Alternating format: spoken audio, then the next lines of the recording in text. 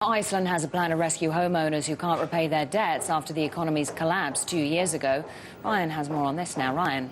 Yeah, morning. Iceland's government will propose legislation any day now that would throw a lifeline to borrowers who are in trouble after 8,000 of them gathered last week for an angry protest against rising bankruptcies. The idea is to bring underwater homeowners back up to the surface by letting them walk away from their obligations on some $2 billion of debt. How bad are things? Well, a whopping 2/3 of the island's loans are underwater.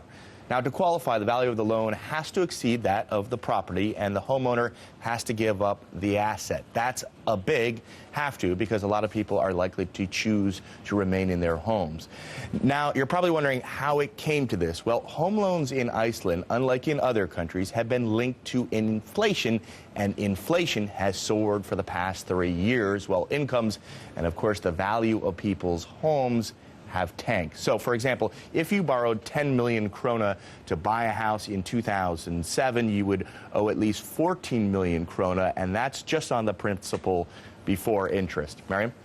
So how big a problem is this, Ryan? No easy fix here, right? It's a universal problem in Iceland, or I should say perhaps a nearly universal problem. 40% of homeowners in Iceland are technically insolvent, and that's just mostly people who borrowed in kronas. In addition to all of those homeowners, you have a lot of people who also bought cars with loans denominated in foreign currencies, like the euro. So when the krona tanked, they found themselves unable to meet their car payments, or cars that were worth much less than they had borrowed. So that problem was resolved for them by the Supreme Court. About a month ago, the Supreme Court came in and said, actually, these people should never have received loans in foreign currencies. They didn't understand the risk they were getting into, so we're going to make those into krona-denominated loans. One other problem, of course, is you can't just give one group of people relief and expect no one else to hurt from that. So right now we have the pension funds,